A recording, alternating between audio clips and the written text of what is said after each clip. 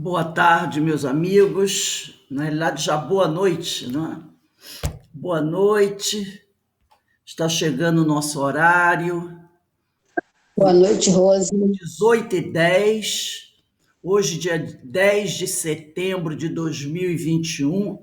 Nós estamos aqui na Sociedade de Estudos Espíritas Francisco de Assis para iniciarmos mais um estudo. E hoje, nesse horário, nós estudamos o livro de Caibar Schutel, Parábolas e Ensinos de Jesus, uma publicação da editora O Clarim. E na sexta-feira, como eu sempre falo, nós estudamos a primeira parte desse livro, nesse horário, 18h10, que são as parábolas de Jesus. E na quinta-feira, nesse mesmo horário, 18h10, nós estudamos a segunda parte, que são os ensinos de Jesus. Assim, nós estamos estudando todo o livro. Primeira parte é estudada na sexta-feira e a segunda parte, os ensinos, na quinta-feira. E hoje nós vamos estudar a parábola do tesouro escondido. Então, estamos iniciando hoje o estudo dessa parábola, parábola do tesouro escondido. Mas antes de iniciarmos o nosso estudo, vamos fazer uma prece. Pai amado, Pai de infinita misericórdia e justiça, estamos nós reunidos aqui, Senhor, nesta casa, que é a casa de Jesus, que é a casa de Francisco de Assis, numa reunião online, com vários amigos de outras casas espíritas, buscando, Senhor, crescer em conhecimento, crescer em amor, crescer buscando sempre aprender com os ensinos de Jesus como servir os nossos semelhantes. Porque, como Jesus nos disse, nós não viemos aqui para sermos servidos, e sim para servir. Porque essa é a vontade do Pai para com todos nós.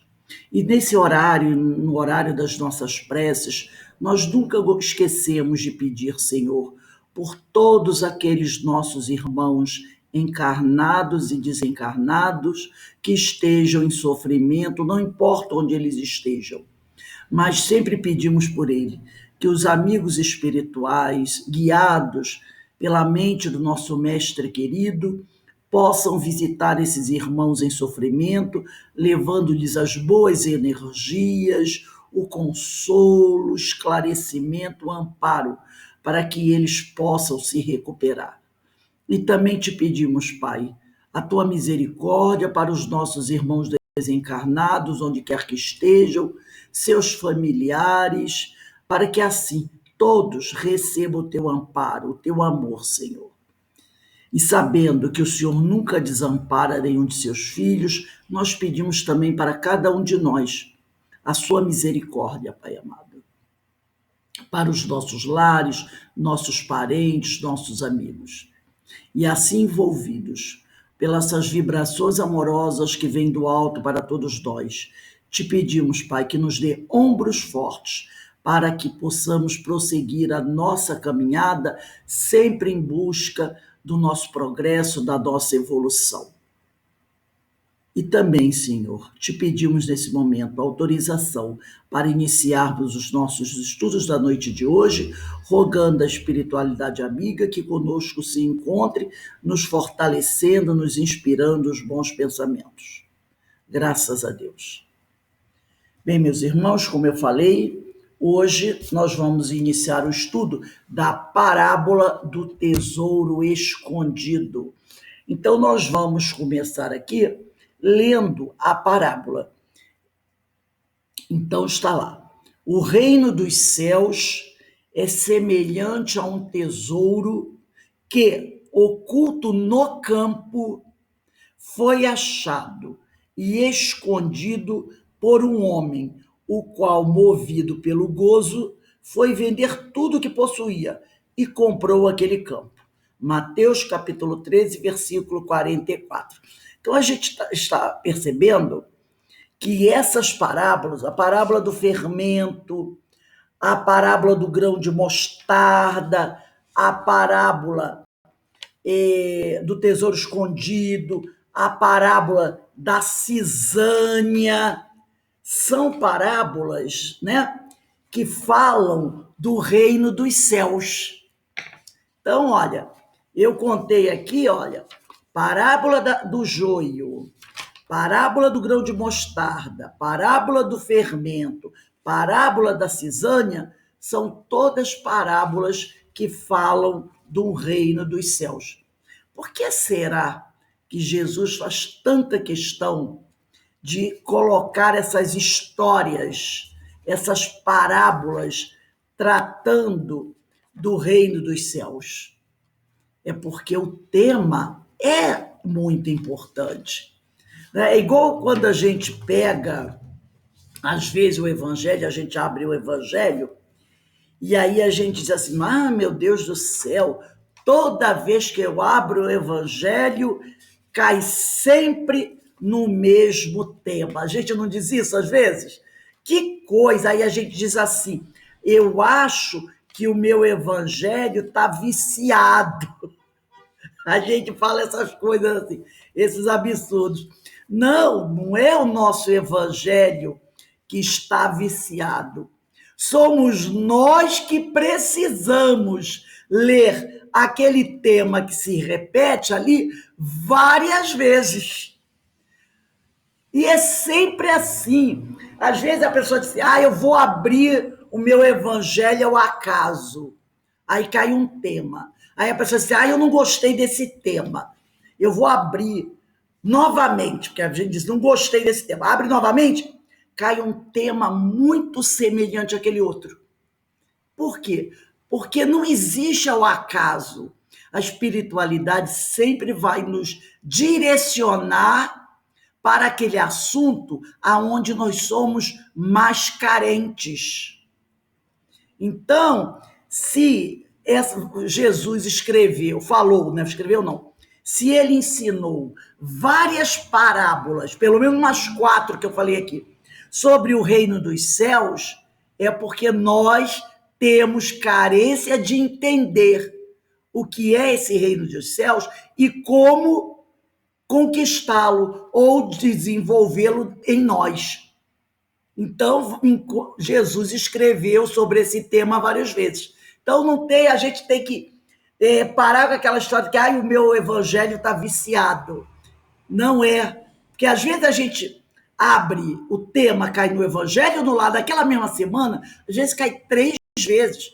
Cai no evangelho no lar, cai em 2, 3 estudos, às vezes vem na palestra pública e diz, meu Deus, por que esse tema é tão recorrente? É porque nós precisamos ouvi-lo muitas e muitas vezes. Então, quando o tema fala de orgulho, vaidade e egoísmo, nossa Senhora, como isso se repete? Então, aqui mais uma parábola falando sobre o reino dos céus.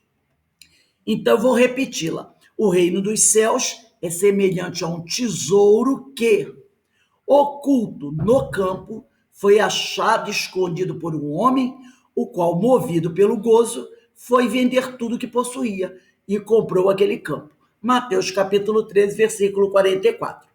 O homem tem resumido a sua tarefa na terra a procurar tesouros.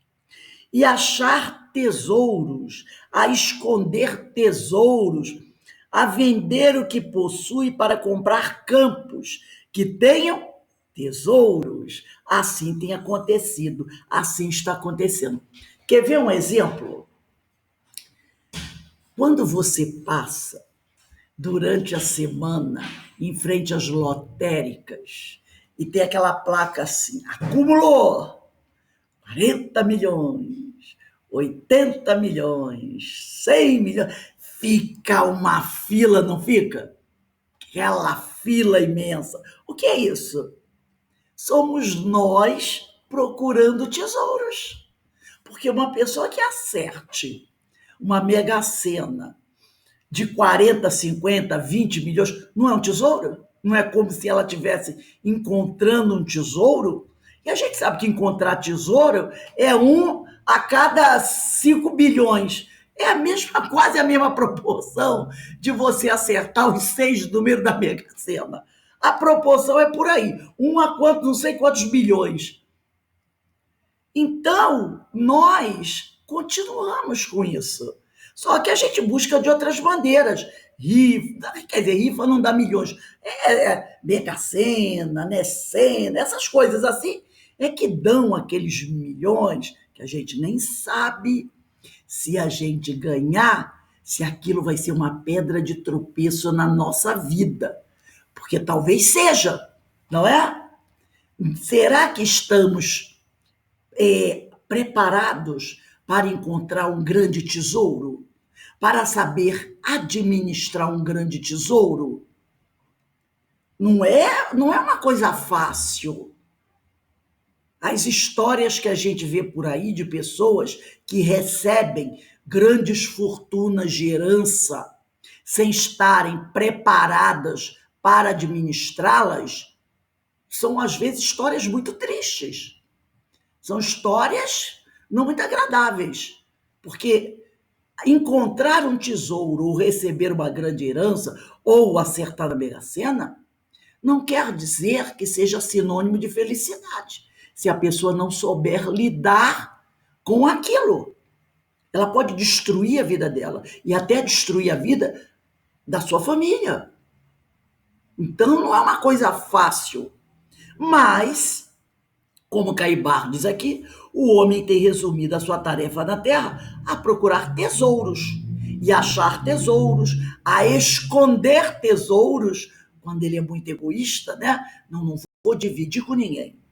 A vender o que possui para comprar campos que tenham tesouros. Assim tem acontecido, assim está acontecendo. Quer ver um outro problema em relação a isso? Olha os escândalos aí dessa criptomoeda. Quantas pessoas têm sido enganadas, não é? Pessoas que aplicam todo o seu dinheiro, às vezes conseguiu juntar um dinheirinho, e aí pega aquele dinheirinho que ela conseguiu juntar, ou que está na poupança, e se aventura nesse mundo aí das criptomoedas e perde tudo. Ou então entram nessas tais pirâmides que tem por aí, porque ela quer triplicar o que ela tem, quadruplicar o que ela tem. E de repente, como se um vendaval passasse, ela perde tudo. Então, são coisas muito complicadas. Para que trabalha o homem na terra? Continua Caibar. Para que estuda? Para que luta? A ponto de matar o seu semelhante? Né? Para que luta? A ponto de matar o seu semelhante? Para possuir tesouros? Sim, a gente sabe disso, não é? Que muitas as pessoas às vezes fazem isso. Matam o outro para ficar com a fortuna, a herança. Isso não é coisa só de estranho para estranho, não, gente. Dentro, quem não conhece uma história de família onde essas tragédias ou esses golpes ocorreram? Eu conheço pelo menos 3 ou 4. De filhos dando golpes em irmãos, em filhos dando golpes em pais dando golpes em filhos. Ou então, como acontece, um pai morre e deixa certos bens que nem é tanta coisa assim. E aí a briga se instala dentro da família. Essa semana eu soube um caso aí. Uma companheira amiga nossa, né, que está numa situação terrível por causa disso. Porque alguém da família morreu e deixou alguns bens.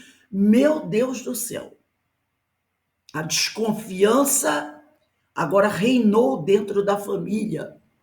Ela está, inclusive, abrindo mão de tudo, porque ela está apavorada com aquele tipo de coisa. Jesus, sabendo dos artifícios que o homem emprega na conquista dos tesouros, e que artifícios, né? Coisas assim mirabolantes, fez do tesouro escondido uma parábola, comparando ao reino dos céus. Então ele fez do tesouro escondido uma parábola. comparando ao reino dos céus. Fê-lo naturalmente, para que os que recebessem esses conhecimentos também empregassem todo o seu talento, todos os seus esforços, todo o seu trabalho, toda a sua atividade, todos os seus sacrifícios na conquista deste outro tesouro, ao qual ele chamou imperecível. Lembrando que a traça e a ferrugem não corrompem e os ladrões não roubam. Então a gente sabe que a maioria desses tesouros que estão por aí, dos tesouros materiais, de um dia para outro ele pode desaparecer, não é? Quantos recebem verdadeiras heranças, verdadeiros tesouros dos pais, mas por não saber administrar, às vezes em 1, 2 anos, ficam na miséria total. Ou então, começa-se uma briga entre famílias, entre irmãos, e aí vai tudo para a justiça e os bens ficam lá na justiça. Aqui em Petrópolis tem uma casa. Essa casa um dia deve ter sido linda. Porque ela ainda tem, né? Apesar dela estar caindo aos pedaços, literalmente caindo aos pedaços, de tal forma que não dá mais para ninguém morar mesmo. É tipo assim, é casa para botar baixo agora. Tem que botar baixo e se conseguir construir outra no lugar. Porque não dá para aproveitar nada, literalmente nada do imóvel. Mas no passado, quem conheceu, dizem que era uma coisa linda. Mas ela está dentro de um espólio. Então o que aconteceu? O dono de tudo aquilo morreu e a herança começou a ser contestada pela família. Sabe quantos anos esse espólio tá lá, a briga da justiça? 40 anos. Ninguém pode vender nada, ninguém pode pegar nada. Aquela coisa que está lacrada, está lá. E eles, como nunca entraram num acordo, os herdeiros naturais já morreram, agora são os herdeiros dos herdeiros, e o troço continua lá. Essa casa, e devem ter outras também, está caindo aos pedaços. Caindo totalmente aos pedaços. Ninguém está usufruindo. Ninguém está usufruindo dos bens por causa disso. Percebeu? Não seria mais inteligente? Vamos fazer um acordo, não é? Vamos dividir isso. Não, mas por quê? Porque um quer ficar com 60 e dá 40. Ninguém fala em 50%. Entendeu? Ninguém fala em 50%. É assim, eu quero 70, te dou 30. Eu quero 80, te dou 20. Ninguém quer ceder em nada. E com isso, no final, ninguém fica com nada. Olha lá. Talvez ninguém fique com nada, porque, na realidade, aquilo a nenhum deles pertença. A nenhum deles pertence. Verdadeiramente, né? Esse tesouro, ele é perecível. Ele é literalmente perecível. Tanto é que a casa está indo embora. Não serve mais. Se alguém recebesse aquela casa de herança, não poderia ficar dentro dela, porque o telhado já caiu, as paredes estão caindo. Tem que botar tudo abaixo mesmo. Então, esse tesouro é perecível. Agora, esse outro tesouro que Jesus fala na sua parábola, ele chamou esse tesouro de imperecível, porque esse não se destrói, ninguém rouba. A traça e a ferrugem não corrompem, nem os ladrões levam. Esse é o verdadeiro tesouro. Porque se é para você ter um tesouro, tem que ser um tesouro que fique eternamente, e não um que você tenha posse temporária. Então Jesus não vai falar aqui de coisas perecíveis, ele vai falar de coisas imperecíveis, tá? Então vamos começar aqui a fazer as nossas reflexões. Vamos deixar o nosso livrinho aqui e vamos começar a fazer nossas reflexões. A famosa pergunta que não quer calar: que tesouro escondido é esse que Jesus chamou de imperecível? Que a traça e a ferrugem não corrompem e os ladrões não roubam. É aquele que está escondido dentro de nós mesmos. É a felicidade plena, a felicidade verdadeira. É aquela que nós... lembra do determinismo? Que se existe um determinismo, e ele existe, é a evolução, é o progresso que leva a essa felicidade verdadeira, que é resultado da prática das virtudes que nos conduzem ao equilíbrio existencial.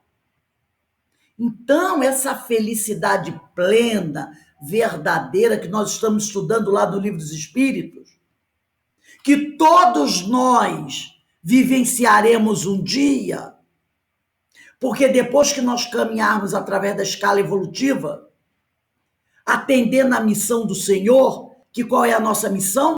A busca pela nossa evolução. E aí, nós vamos, durante essa caminhada, cultivando o quê? Buscando desenvolver o quê? As nossas virtudes, que nos conduzem ao equilíbrio existencial, ao Reino dos Céus. E por que a conquista das virtudes? Porque quando você conquista uma virtude, você não a perde mais. É o tesouro imperecível. Por exemplo, quem conquista a humildade não a perde mais. O espírito encarna, desencarna e será sempre humilde, porque ele conquistou aquele tesouro. Nunca voltará a ser orgulhoso. Aquele, a mais famosa, né? Aquele que conquista a paciência, ele nunca vai perder. Porque se ele perder, é porque ele nunca teve aquele tesouro. Ele será sempre paciente. São os tesouros imperecíveis. É disso que Jesus está falando. Esse é o tesouro que o ladrão não rouba, que a ferrugem não corrói e que as traças não destroem. É o tesouro do céu, como disse Jesus em Mateus capítulo 6, versículo 19 a 21. Não precisa vocês abrirem, não. Deixa eu pegar aqui. Mateus capítulo 6,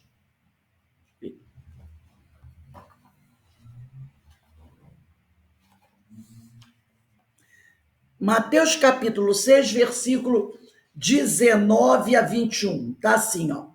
3 proibições. Eu estou com essa Bíblia aqui do Haroldo Dutra Dias, o Novo Testamento do Haroldo Dutra Dias. Aí tá assim, 3 proibições. Evangelho segundo Mateus capítulo 6, versículo 19. Não entesoureis para vós tesouros sobre a terra, onde a traça e a corrosão consomem, e onde os ladrões arrombam e roubam. Entesourai para vós tesouros no céu, onde nem a traça nem a corrosão consomem, e onde os ladrões não arrombam nem roubam. Pois onde está o teu tesouro, ali estará também o teu coração. Não é? Então, bela essa passagem de Jesus.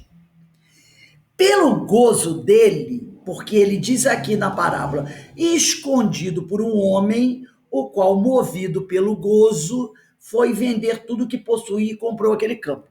Pelo gozo dele, isto é, desse tesouro, das questões espirituais, né? Pelo gozo, pelo prazer de alcançar, de buscar essas questões espirituais, vale a pena nos libertarmos das questões puramente materiais. Então, para que a gente possa, tá, realmente gozar dessas questões espirituais, vale a pena nós nos libertarmos das questões materiais e superficiais da vida. A gente até já pode, eu não vou dizer dessa forma, né? Como os espíritos puros já gozam do prazer das questões espirituais.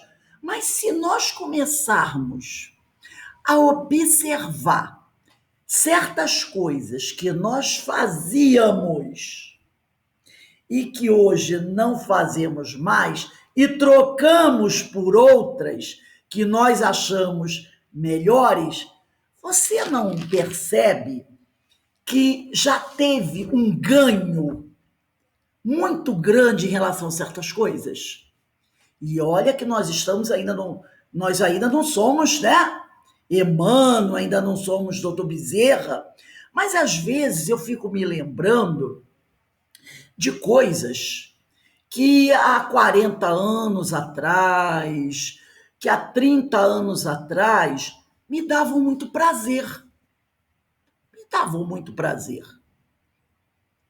de fazer, entendeu? No campo, eu vou dizer assim, no campo do lazer, vamos dizer assim. Certas coisas que eu gostava de fazer, né? Gostava muito desde a adolescência, eu sempre fui, hoje quem me conhece não acredita, mas eu, dos meus 12 anos aos meus 30 e poucos, eu era uma pessoa muito festeira. Eu com 12 anos, eu frequentava já bailes, né, que eram proibidos para menores de idade. Eu colocava aquele salto da minha mãe, né, salto fino. Eu sempre tive uma altura razoável, desde que eu era jovem. Mas com 12, 13 anos, nós morávamos em Aquidauana, que meu pai era militar, foi transferido para Mato Grosso, nós moramos lá em Aquidauana uns 3 anos. Então, sábado, a gente ia para os clubes, eu com 12 anos, botava aquele saltão da minha mãe, entendeu? Enchia o rosto de maquiagem e nós íamos aos bailes, eu e minha irmã. E a gente entrava nos bailes 10 horas da noite, saía 5 horas da manhã. Depois meu pai ia buscar a gente. Quando adolescente, era todo sábado. Era ensaio de escola de samba. Todo sábado. Ou era União da Ilha, ou era Vila Isabel, ali na Teodoro da Silva, lembra? Que a quadra da Vila Isabel era no campo do América. Então, como eu tinha uma tia que morava na Ilha do Governador, um sábado era União da Ilha. Chegava lá 10 horas da noite, saía às 5 horas da manhã. E no outro sábado, aí revezava, no outro sábado, era Vila Isabel. E quando chegava no carnaval, desfilava das escolas de samba. A gente ia para boates na Barra da Tijuca. Eu e minha irmã, que era dupla, né? Meu irmão era um pouco mais novo, íamos nós, aquelas boates da Barra da Tijuca, roda de samba, luau, a gente adorava. As festas também que a gente dava na minha casa, que meu pai e minha mãe sempre foram muito festeiros. Então, eles gostavam de fazer a festa lá em casa, porque aí íamos os jovens e traziam os colegas, e eles podiam conhecer os colegas, nossos colegas também tinham. Na época a gente nem percebia disso, mas era assim. Então, quando queria fazer uma festa, meu pai dizia assim, faz aqui em casa, a gente tinha uma casa grande, faz aqui em casa. Aí a gente convidava todo mundo, e meu pai e minha mãe participavam da festa, desde o momento que o primeiro convidado chegava, até o momento que o último convidado saía.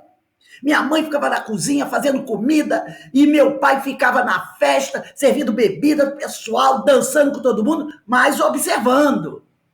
E era que todo mundo, seu Jefferson, dona Rosilda, são bons companheiros, lembra dessa coisa? Porque eles ficavam na festa do início ao final. Todo 25 de dezembro tinha um hi-fi na minha casa. Todo mundo lembra, sabe o que é hi-fi, né? Tinha um hi-fi todo 25 de dezembro. Todo mundo já dizia, 25 de dezembro, a festa é na casa das meninas. Era assim que falava, na casa das meninas. E depois de casado, eu também adorava sair para roda de samba, tomar minhas cervejas, aquela coisa toda. Pergunta se hoje eu faço isso. De jeito nenhum. De jeito nenhum. Nossa Senhora! Quando eu gosto de sair agora, é assim, eu prefiro sair durante o dia, sábado de manhã, a gente sai, passeia, almoça na cidade, fica até 6, 7, vem para casa. Então, hoje, quando eu analiso a vida que eu levava no passado, eu vejo que eu fiz uma troca. E hoje eu me sinto muito melhor do que antes. Então, eu não sou nenhum espírito evoluído. Mas já posso perceber o prazer que eu tenho hoje fazendo essas coisas que eu faço.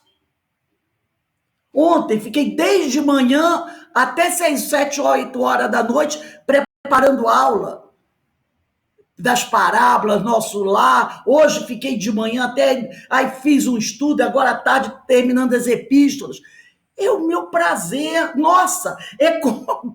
Aí o meu marido às vezes olha para mim, nossa, parece que você está numa festa. Eu me sinto feliz sentada aqui na mesa, tem que botar almofada na cadeira, porque a cadeira não é muito legal, e me deixa com dor da coluna, de vez em quando eu levanto uma voltinha, volto e. É o meu prazer hoje. Então, a gente vai percebendo que com o tempo a gente vai mudando, né? Fazendo novas escolhas. E essas escolhas são escolhas das quais a gente vai tendo o gozo. Então, como ele diz aqui, pelo gozo dele, isto é, desse tesouro, das questões espirituais, vale a pena nos libertarmos das questões puramente materiais e superficiais da vida. Então, hoje, eu estou correndo atrás de um outro tesouro que, para mim, vale mais a pena. Vale muito mais a pena. E com isso, pela busca desse tesouro, eu vou me libertando dessas questões mais materiais e superficiais da vida. É essa busca do tesouro escondido que cada um de nós tem que ir empreendendo. Agora, cada um tem as suas escolhas. Continuo gostando de uma festa? Também continuo. Mas não mais daquela forma que era anteriormente. Entendeu? Então, enquanto o ser espiritual está com a consciência adormecida, não é? Enquanto o ser espiritual está com a consciência adormecida, o tesouro permanece escondido. Porque esse tesouro só é descoberto quando nós começamos a despertar a nossa consciência. Enquanto a nossa consciência está adormecida, o tesouro permanece escondido. Aí, né, aí eu vou me lembrar de uma coisa que eu nunca mais vou me esquecer, que é a passagem de Lucas, capítulo 15, versículos de 11 a 17. Vocês podem pegar aí. E essa história aqui eu nunca mais vou esquecer. Então, todo mundo pegando aí a Bíblia, o Novo Testamento. Lucas, capítulo 15, versículo de 11 a 17.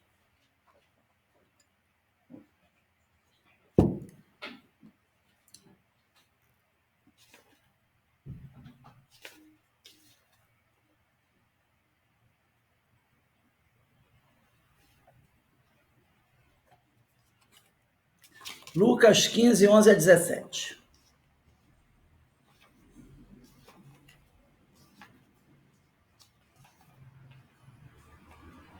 diz assim: parábola dos dois filhos. É a parábola do filho pródigo, né? E disse: certo homem tinha dois filhos. O mais novo deles disse ao pai: pai, dá-me a porção que me cabe da propriedade. Ele repartiu os recursos entre eles.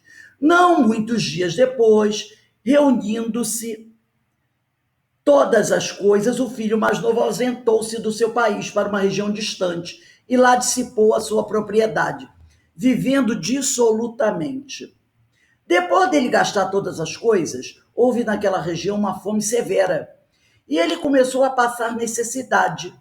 E partindo, associou-se a um dos cidadãos daquela região, que o enviou aos seus campos para apacentar porcos. Ele desejava saciar-se com as alfarrobas, quer dizer, com a alimentação dos porcos, que os porcos comiam, mas ninguém lhe dava. Agora vem o versículo 17. Mas caindo em si, disse: quantos assalariados do meu pai têm abundância de pães e eu aqui pereço de fome. Então, esse versículo 17 do capítulo 15 de Lucas, eu nunca mais vou esquecer. É Lucas, capítulo 15, versículo 17. E caindo em si, esse jovem, que aqui é a parábola do filho pródigo, né? Ele estava com a consciência adormecida, porque ele só queria viver, né? Ele só queria ter a aquisição dos bens materiais e viver, né, com os prazeres da vida. Mas, com o tempo, ele perdeu todo o tesouro material, porque esse tesouro era perecível. Ele perdeu tudo, porque era tudo perecível. E aí, um dia, ele, no momento de extrema dor, ele começa a cair em si, como disse Jesus aqui.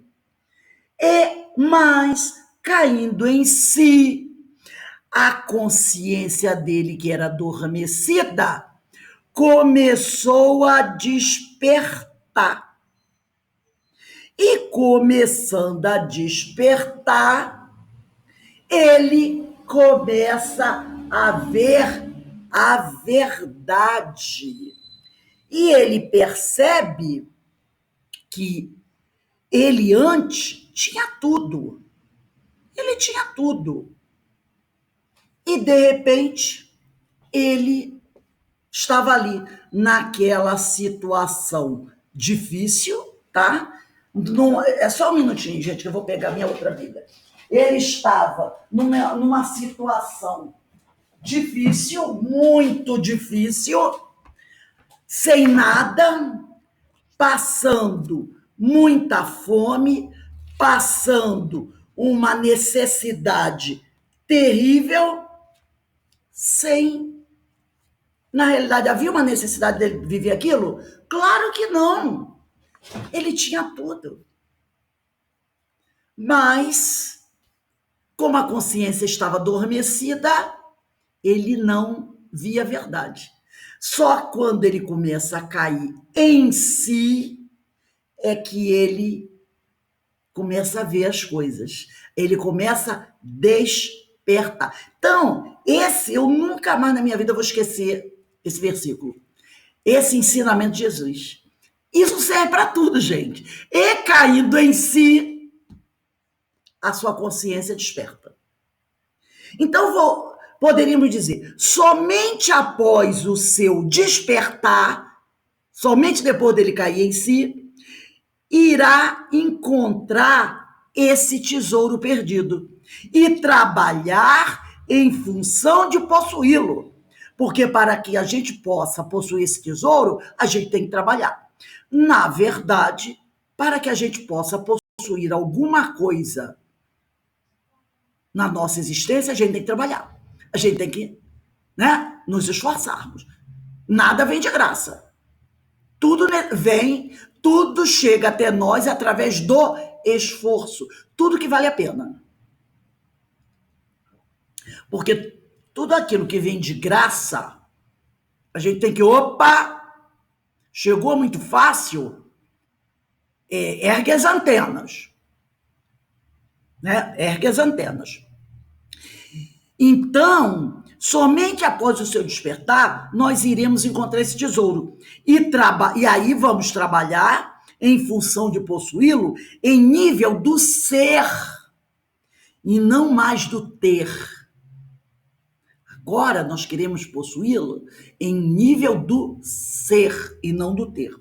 Vamos pegar o nosso Evangelho segundo o Espiritismo, no capítulo 16, item 9. Capítulo 16, item 9.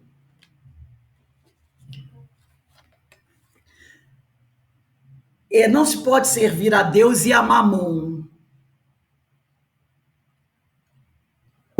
Foi uma coisa interessante, agora me lembrei. Em 1990, quando eu comecei a realmente me integrar no movimento espírita,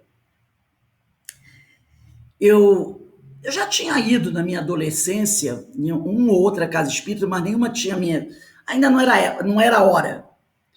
Então, passados já alguns anos, quando eu fui, né, através da minha irmã, que já tinha se tornado espírita, ela morava em Mato Grosso, já tinha se tornado espírita, a primeira vez que eu fui assistir uma palestra pública, que realmente, porque, como eu falei, na adolescência eu tinha assistido, mas tinha passado. Não.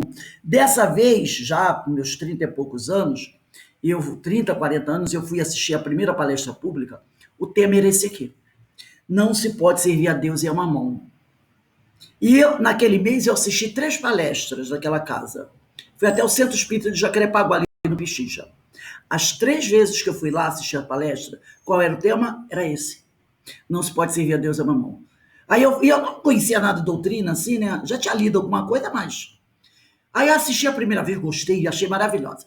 Passado um tempo, voltei lá no mesmo tema. Depois, isso eu nunca esqueci. Eu falei, nossa, por que toda vez que eu venho aqui, sempre o cara está falando a mesma coisa? Então se pode servir a Deus e a Mamon. É uma coisa que eu nunca esqueci. Isso foi em 1990. Eu disse, meu Deus, eu tenho o Evangelho e o Livro dos Espíritos, que eu comprei na primeira vez que eu fui lá, em 1990.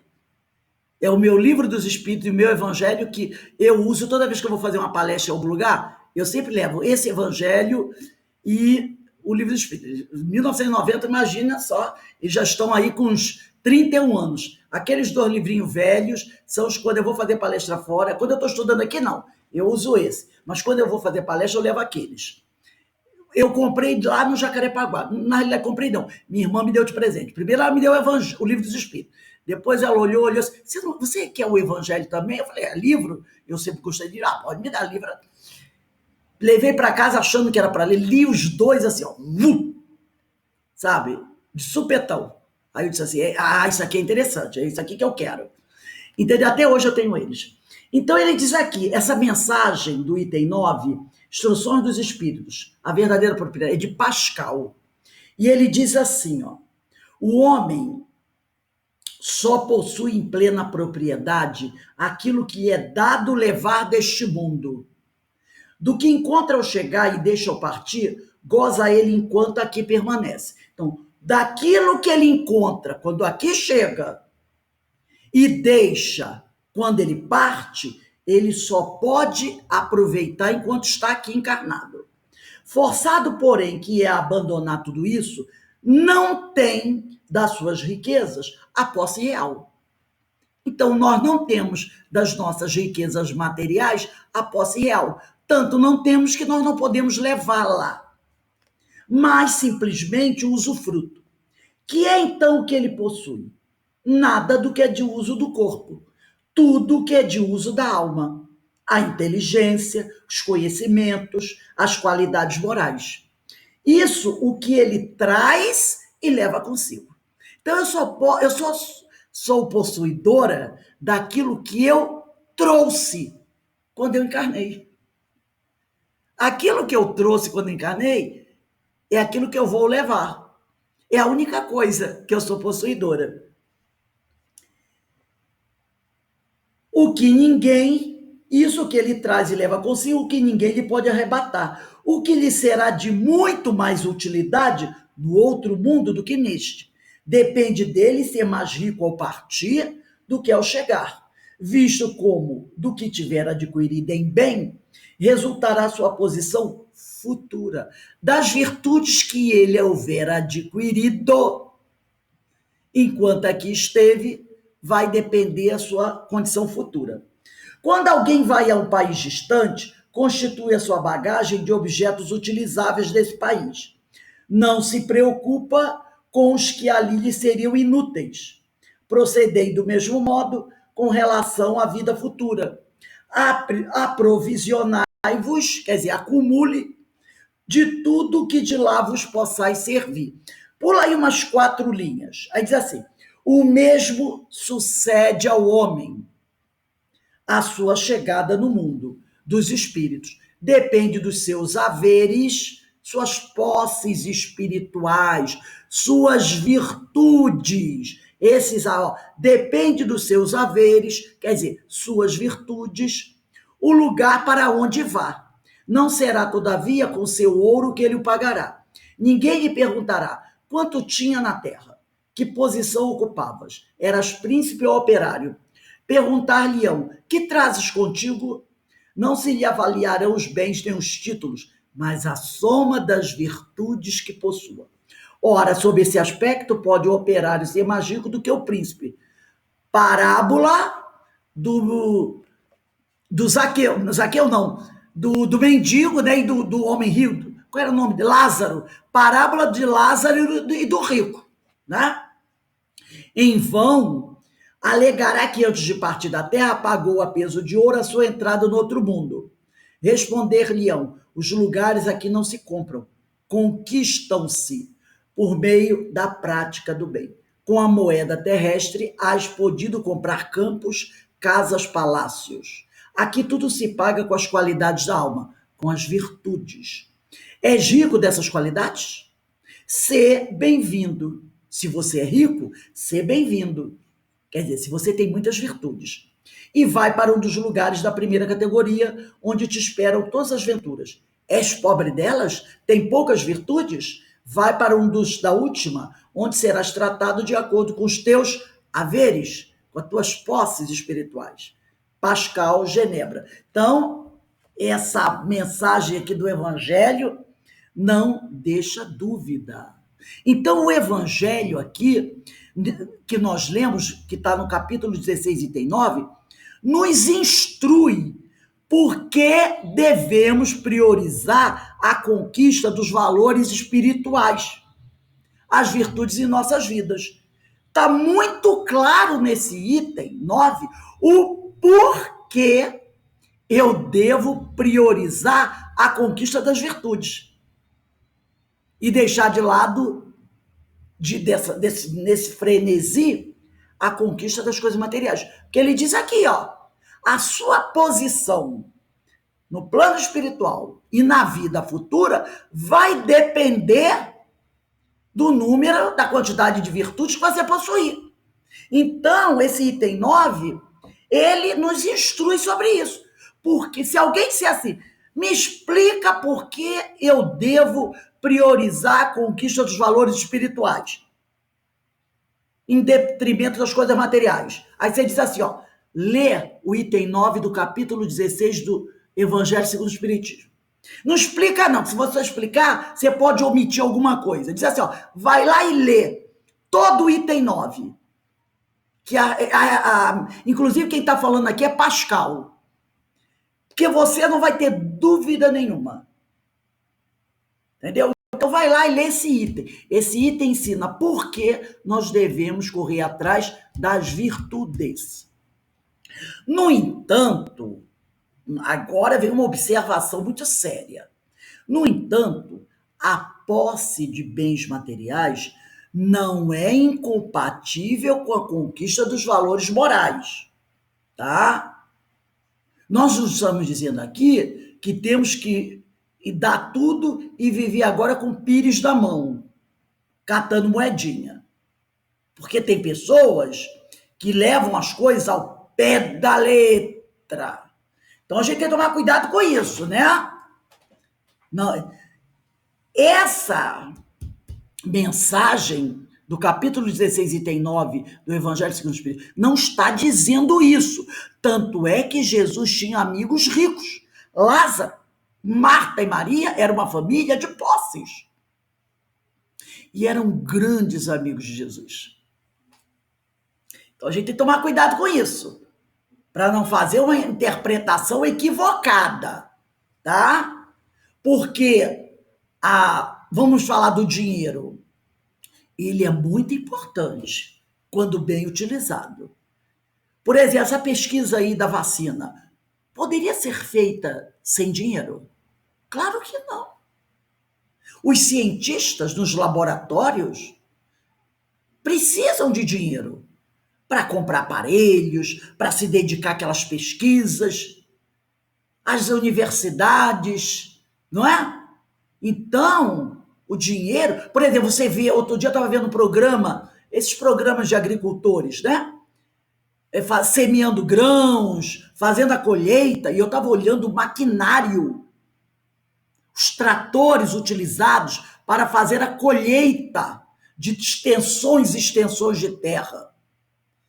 Só homens não conseguiriam fazer aquilo. Então precisam daqueles grandes maquinários, né? Que recolhem, tiram as sementes. Aí as sementes são jogadas dentro do depósito. Então aquele trator vai passando e fazendo a colheita, ou então vai semeando, ou então tem aquele maquinário para molhar o solo.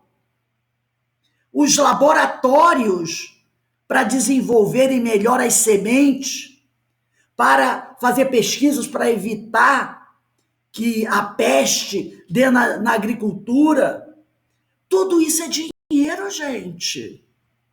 Para a educação não precisa de dinheiro? Claro que precisa. Para a medicina, para a educação, para tudo. Para poder colocar saneamento básico na cidade, para manter os hospitais funcionando de forma satisfatória, tudo precisa de dinheiro. Então, o dinheiro não é o vilão, como muita gente diz. O dinheiro é uma praga, é uma peste. Não. Não. O problema não está no vil metal, como chamam, entre aspas, vil metal. O problema está em quem é detentor daquele dinheiro. Está no homem. É o homem. O problema não está na moeda. O problema está no homem, não é? Que usa mal esta moeda. Então, a posse dos bens materiais não é incompatível com a conquista dos valores morais. Como fica bem claro, aí também no Evangelho de Lucas, vamos lá de novo no Evangelho de Lucas, que é o terceiro evangelista. No Evangelho de Lucas, capítulo 19. Evangelho de Lucas, capítulo 19, do versículo 1 ao 10. Então, a posse de bem material não é incompatível com a conquista dos valores morais. Como fica bem claro no Evangelho de Lucas, capítulo 19, versículos de 1 a 10. É Mateus, Marcos e Lucas, tá? Eu esqueci, eu mandei você fechar e não era nem para fechar. Mas diz assim, ó, Zaqueu recebe Jesus. Jesus entrou em Jericó e ia atravessando a cidade. Havia aí um homem muito rico chamado Zaqueu, chefe dos recebedores de impostos. Era um coletor de impostos. Ele procurava ver quem era Jesus, mas não conseguia por causa da multidão, porque ele era de baixa estatura. Será que Jesus aqui está falando da altura física de Zaqueu? Zaqueu só tinha 1,40 m. É isso que Jesus está dizendo? A gente sabe que não, né? Ele era de baixa estatura. Ele correu adiante, subiu a um sicômoro, que era uma árvore, para o ver quando ele passasse por ali. Então ele teve que procurar. Como ele era um homem de baixa estatura, ele, para poder ver Jesus, ele precisava se elevar. Lembra que estudamos isso na aula do Livro do Espírito, Pensamento e Sintonia? Jesus desce um pouquinho, lembra? Mas nós temos que nos elevar. Então ele procurou um sicômoro, que era uma das árvores mais altas que tinham, porque para ver Jesus, ele precisava elevar a sua estatura, tá? Então aqui, para o ver, quando ele passasse por ali, porque Jesus está sempre passando. Mas se nós formos pessoas de muito baixa estatura, a gente não vai conseguir ver Jesus quando ele passa. Então a gente tem que elevar nossa estatura para podermos aproveitar o momento que Jesus está passando. Olha que belo estudo vai dar isso, hein? Então ele continua aqui. Chegando Jesus àquele lugar onde ele estava, e levantando os olhos, viu-o e disse-lhe: Zaqueu, desce depressa, porque é preciso que eu fique hoje em tua casa.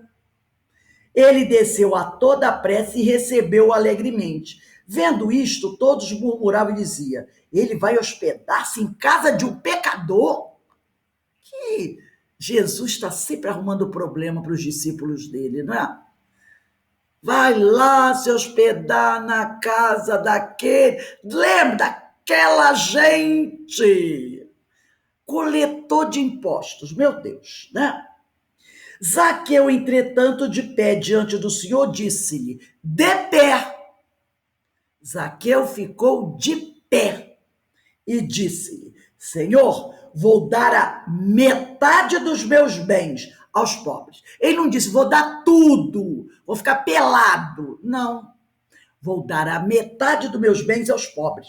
E se tiver defraudado alguém, então ele já botou a hipótese. Já botou a hipótese, né? Se tiver defraudado alguém, porque era bem possível, restituirei o quádruplo. Quer dizer, o meu esforço para ressarcir os débitos que eu tenho, para remir, lembra? O que é expiar? Remir os meus débitos. Será um esforço, um super esforço. Eu farei 4 vezes mais.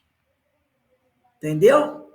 Eu me esforçarei muito. Então ele diz aqui: eu restituirei o quádruplo, disse-lhe Jesus. Hoje entrou a salvação nesta casa. E caindo em si, Zaqueu caiu em si.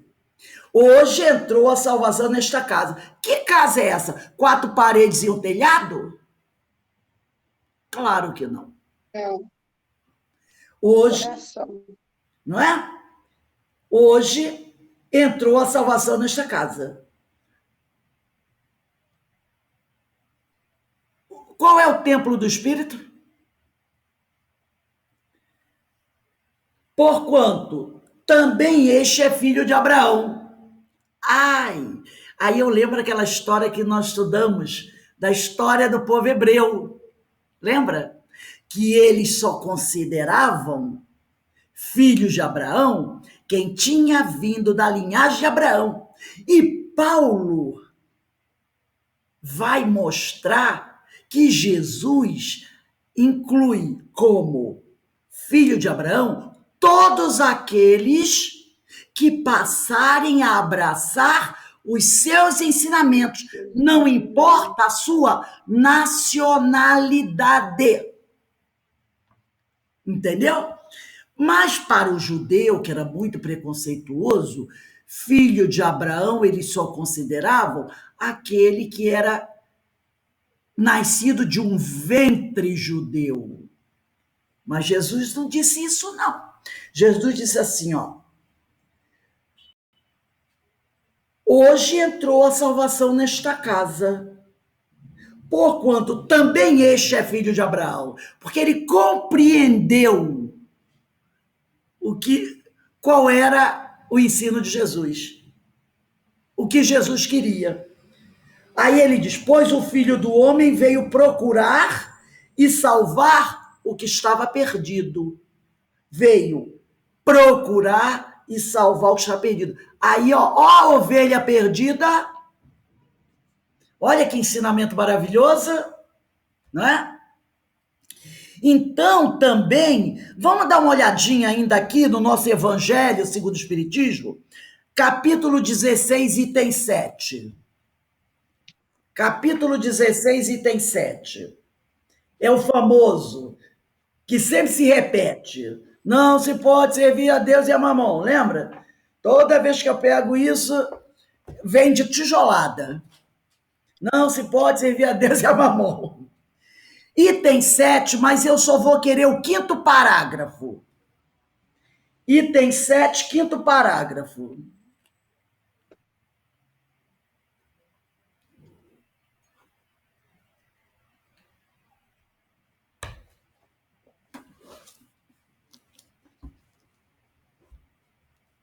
Diz assim, ó: se a riqueza é causa de muitos males, se exacerba tanto as más paixões, se provoca mesmo tantos crimes, não é a ela que devemos inculpar, mas ao homem que dela abusa, como de todos os dons de Deus.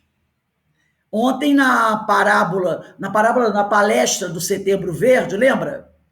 Consumo e ação, os 5 R's, a Lourdes falou disso. Como o homem abusa dos bens de Deus, né?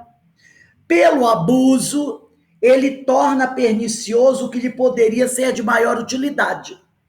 É a consequência do estado de inferioridade do mundo terrestre.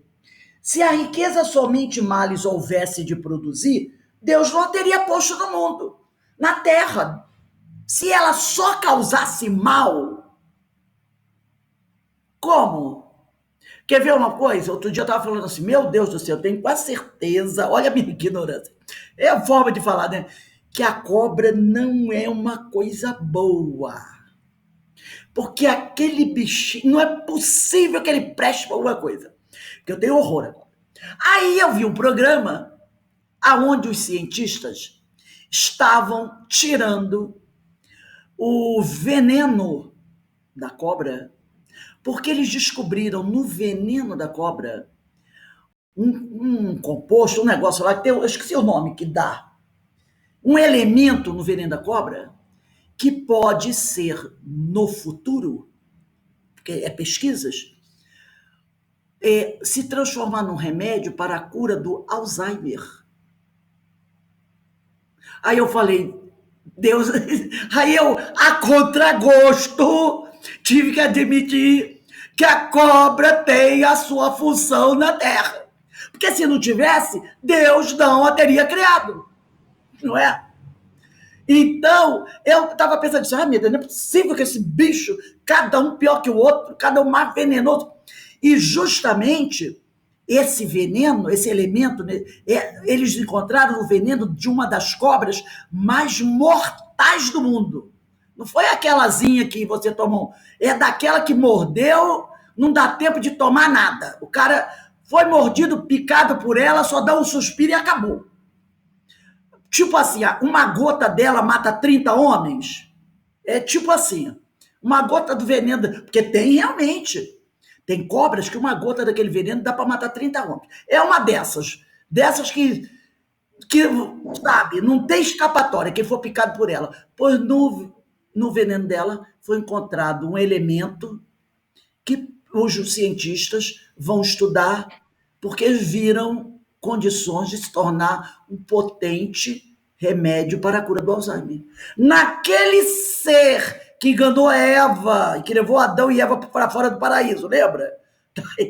Essa história, essa lenda, é nessa. Aí você vê, tudo tem utilidade, né?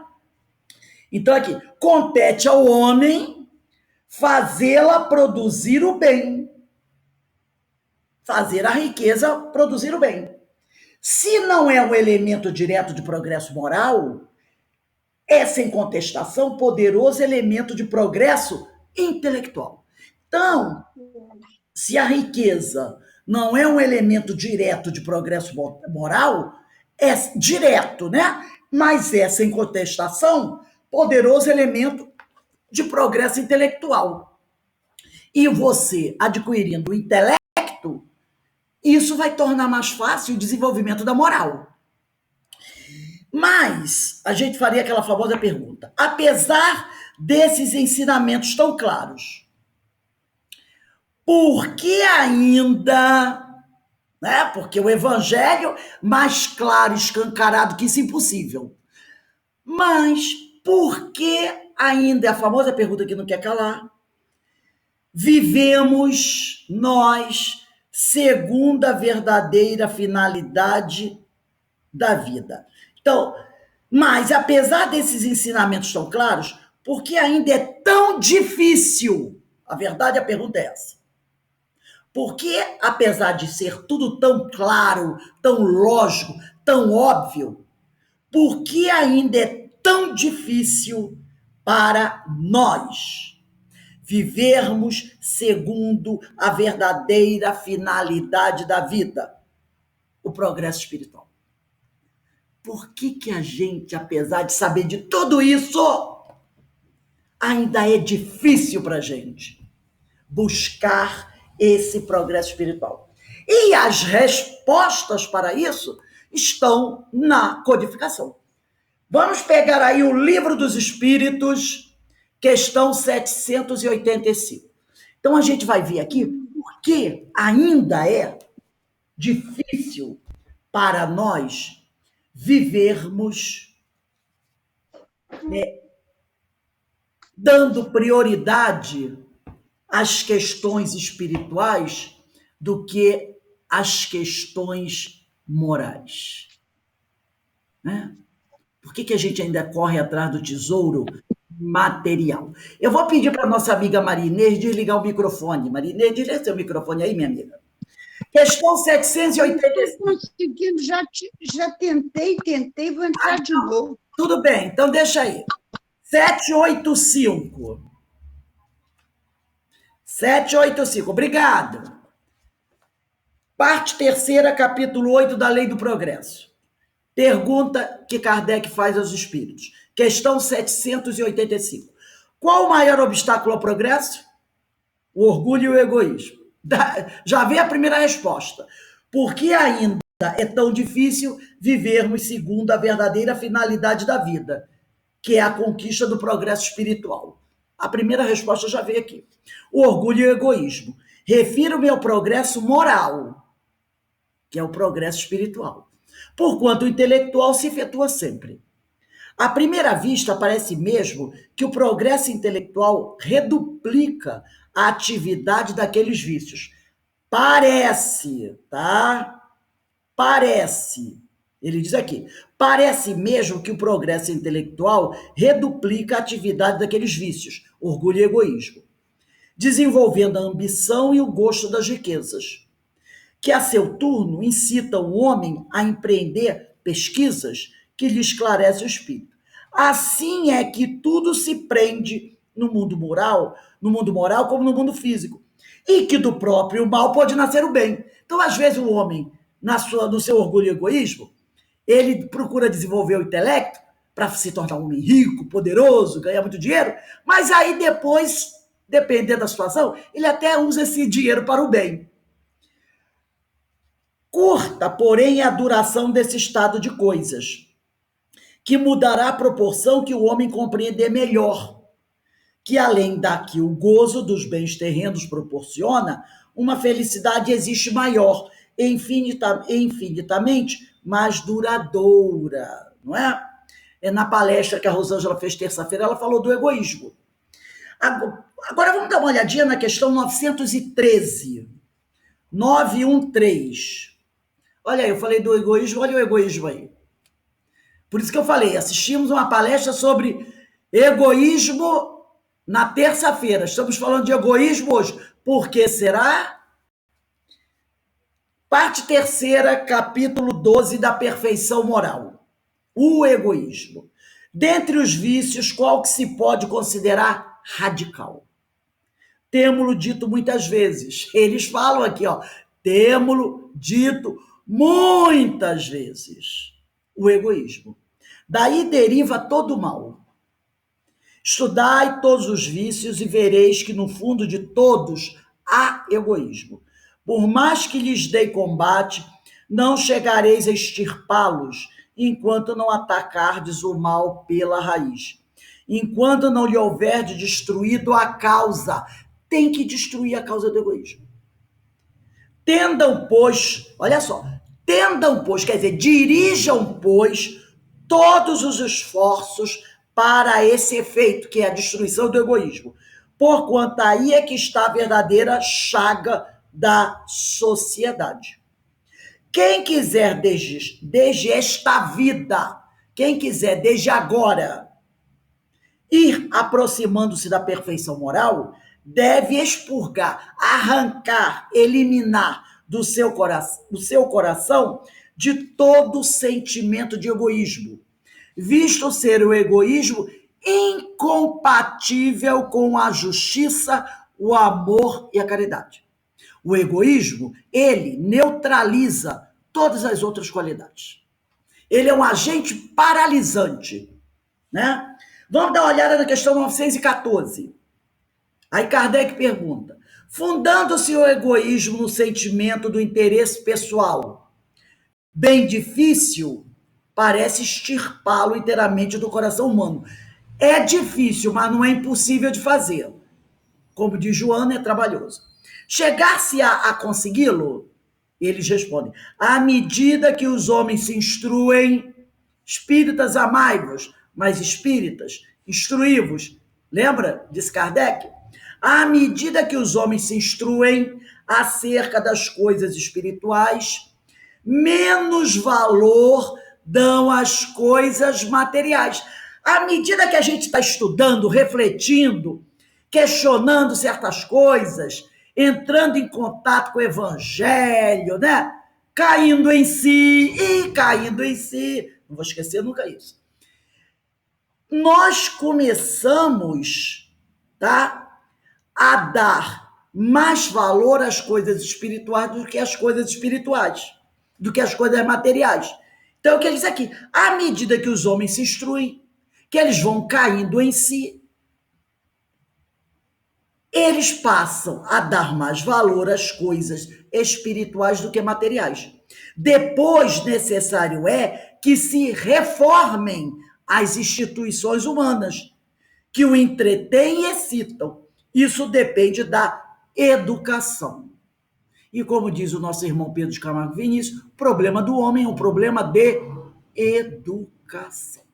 Vamos à questão 917. Qual o meio de destruir-se o egoísmo? De todas as imperfeições humanas, o egoísmo é a mais difícil de desenraizar-se, porque deriva da influência da matéria. Influência de que o homem, ainda muito próximo de sua origem, não pode libertar-se. Quer dizer, o homem ainda é muito imperfeito, ainda está muito na terceira ordem, né? Lembra? A terceira ordem dos espíritos imperfeitos? Então, o egoísmo é que não pode libertar-se, para cujo entretenimento tudo concorre. Suas leis, sua organização social, sua educação. Então, o homem, ainda muito próximo da sua origem, não consegue ainda libertar-se totalmente. E para cujo entretenimento, na nossa sociedade, tudo concorre. As nossas leis ainda concorrem para o egoísmo, sua organização social, sua educação. O egoísmo se enfraquecerá à proporção que a vida moral for predominando sobre a vida material. E, sobretudo, com a compreensão que o Espiritismo vos faculta do vosso estado futuro, real e não desfigurado por ficções alegóricas. Ficções alegóricas, o céu, o paraíso, o inferno, né? Então, o Espiritismo vai nos proporcionando um esclarecimento do nosso futuro verdadeiro, eliminando aquelas fantasias, aquelas alegorias, né? Vamos pular aí umas 3 linhas e vamos pegar aqui onde diz assim: ora, o Espiritismo, bem compreendido, quer dizer, o Espiritismo é estudado. Para ser bem compreendido, a gente precisa estudar o Espiritismo. Ora, o Espiritismo bem compreendido, repito, mostra as coisas de tão alto que o sentimento da personalidade desaparece, de certo modo, diante da imensidade, destruindo essa importância, ou pelo menos reduzindo-a às suas legítimas proporções. Ele necessariamente combate o egoísmo, tá? Justamente o que ele está falando, destruindo a importância ou reduzindo do sentimento da personalidade. É isso que ele está falando.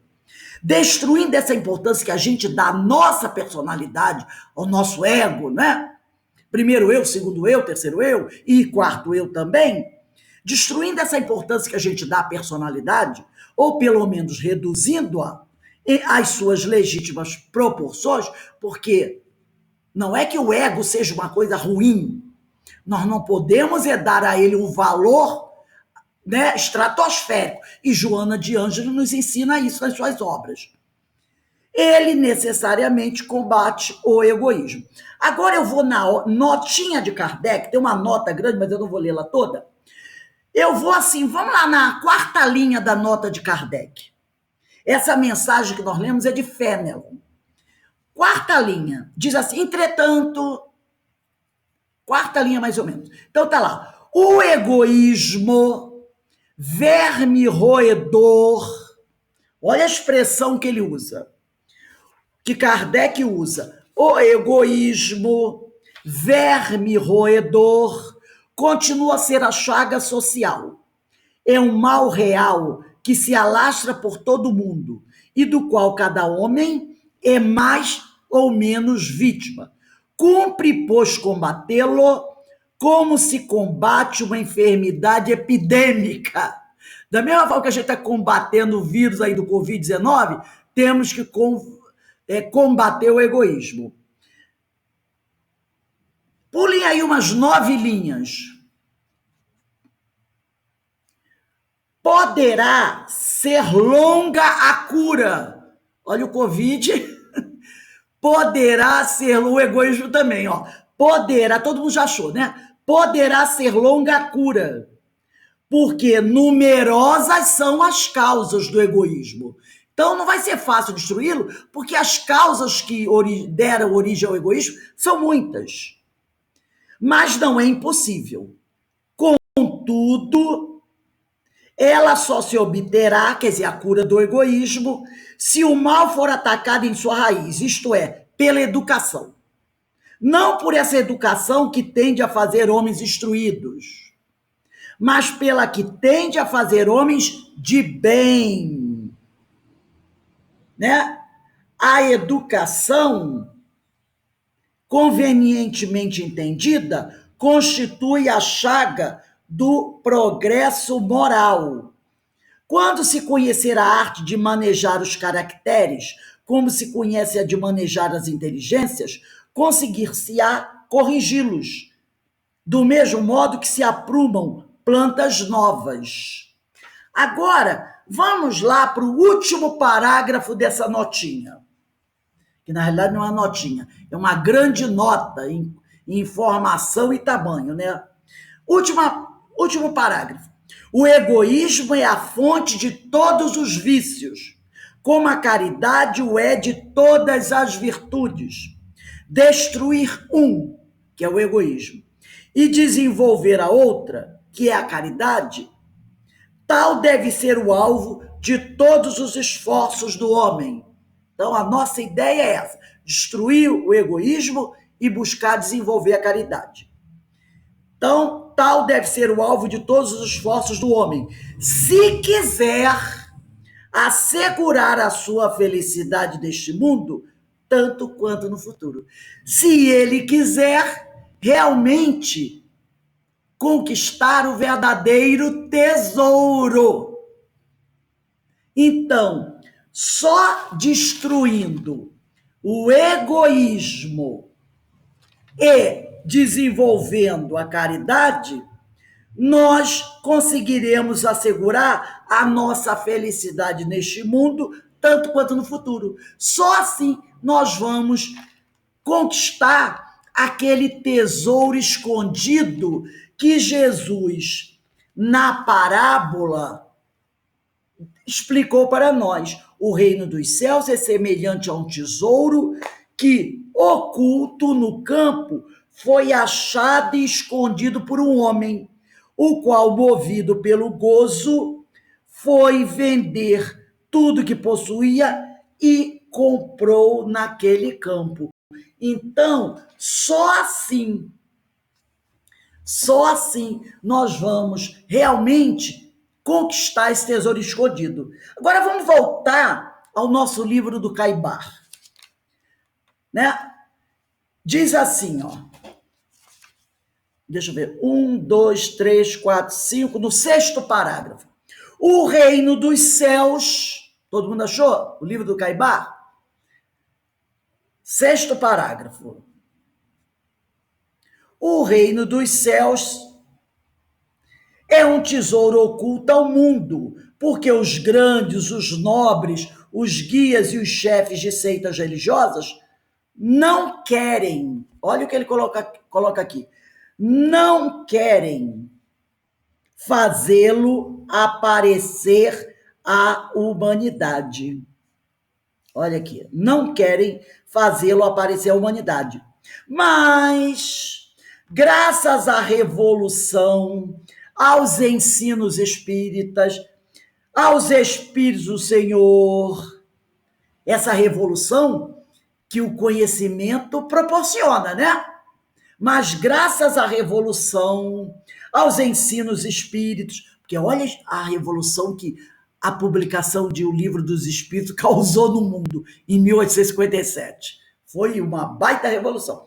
Então, mas graças à revolução, aos ensinos espíritas, aos Espíritos do Senhor, hoje é muito fácil ao homem achar esse tesouro, porque tudo está claro. Mais difícil lhe pode ser vender o que tem e comprar o campo. Será que esse vender o que tem e comprar o campo, ele está falando em posses materiais?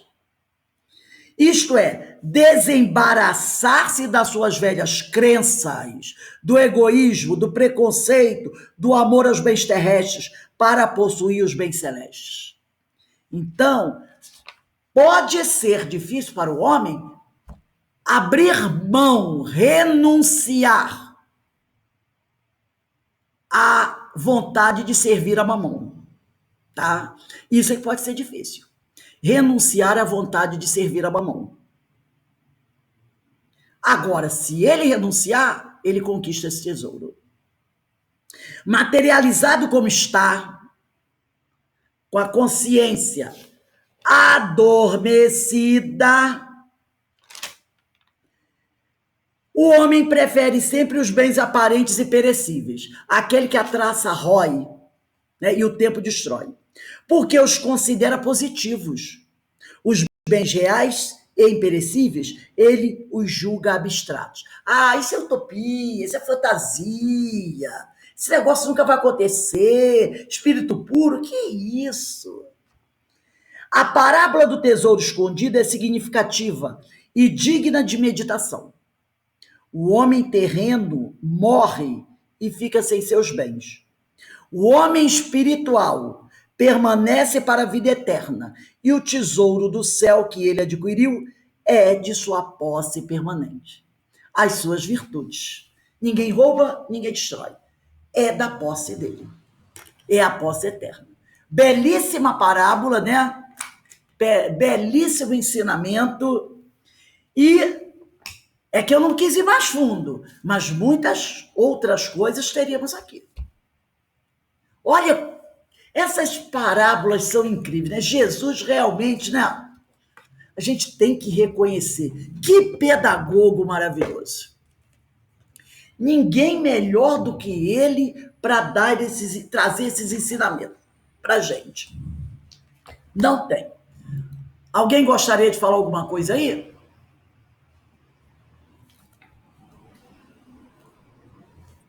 Lembrei, Rose, quando ele fala, Jesus fala, então, deixa tuas coisas e me segue, né? Quer dizer, dizendo para ele, e aí o que ele faz? Não, de E as jeito nenhum. pessoas ainda querem interpretar os ensinamentos ao pé da letra. Ao pé da letra, exatamente, porque hoje já faço outra interpretação. Né? Exatamente. Hoje eu já tenho outra interpretação. Ele não se refere exatamente. Não é Exato. tudo, que nem com o Zaqueu, né? Não precisa tudo, a metade, a quarta vez, a quarta parte. Vê como Você Jesus é não vai inteligente, estar zerado, como né? Jesus é fantástico. Ele bota assim, que Zaqueu disse, vou dar metade dos A meus. metade, mas Deixando depois bem ele claro abre mais um pouco, que não né? era para o cara ficar palpendo com o pires na mão. Exatamente. Vou dar Não é metade dos isso. meus bens. E Bom dependendo da senso, fortuna né? de Até nessa Zaqueu, hora, né? Bom essa senso. metade aí, meu Deus, quanto não seria? Então, Mostrando maravilhosa a que a parábola. pessoa Essa pode, interpretação, assim, maravilhosa. e mostrando que a pessoa pode viver com a metade dos bens. É verdade. Não pode, não precisa, como algumas pessoas ficam. Isso aí também dá outra interpretação, né? Tem pessoas que deixam de viver a vida correndo atrás de amealhar fortuna. Não, porque eu tenho que trabalhar, eu tenho que trabalhar, eu tenho que trabalhar, eu tenho que trabalhar, aí fica doente, não aproveita, não tem nenhum lazer, não aproveita a estada com os filhos, nada disso, porque a pessoa fica, né, naquele negócio. Como dizia meu pai, píssico, fica píssico, né, naquela ideia. Quando Jesus diz, ele deu, vou dar a metade dos meus bens, Jesus está mostrando o quê? Não há necessidade de você se matar de trabalhar para viver, para deixar uma fortuna. Com a metade, você já vive bem. Quer dizer, com o satisfatório, não é? Você não precisa se matar de trabalhar. Então, esse metade é mostrando o quê? Que você tem que ter equilíbrio, bom senso, não é? Para que você quer 200 pares de sapato? Para que você quer na sua garagem 40, 50 carros, como tem gente que tem, né? Para que você quer 3 iates, 10 aviões? Para que você quer? Eu tenho 10 fazendas. Tudo isso vai necessitar de você o quê? Para não perder mais dedicação ao trabalho, não é? Porque cuidar de 10 fazendas, 5 aviões, não sei quantas casas, 30, 40 empresas, vai necessitar de o quê? De você? Como diz o povo por aí, uma consumição tão grande que você não vai aproveitar a tua vida. Porque você vai ter que acordar às 4 da manhã, tá da empresa às 5. Você não vai poder deixar tudo na mão dos outros. Você vai ter que dar sua cota de atenção àquilo tudo.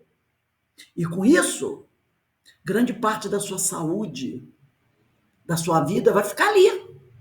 Então Jesus diz assim, ó, Zaqueu disse, eu vou dar a metade dos meus bens e não ia ficar pobre. Percebeu como Jesus, não é? Não é preciso fazer questão dos 100%. Você pode dar 50% e você vai viver bem, tranquilo. Do tamanho da tua fortuna, 50% vai ser um escândalo, não é? Então, é um alerta também para as pessoas que só vem aquela coisa de trabalho, trabalha, tem 4 empregos, 5 empregos, não por necessidade, mas porque tem que ostentar. E quer deixar aquela fortuna para os filhos. Então, 50%, Jesus disse, ó, está aqui eu de 50%. É um alerta, não precisa tanto assim.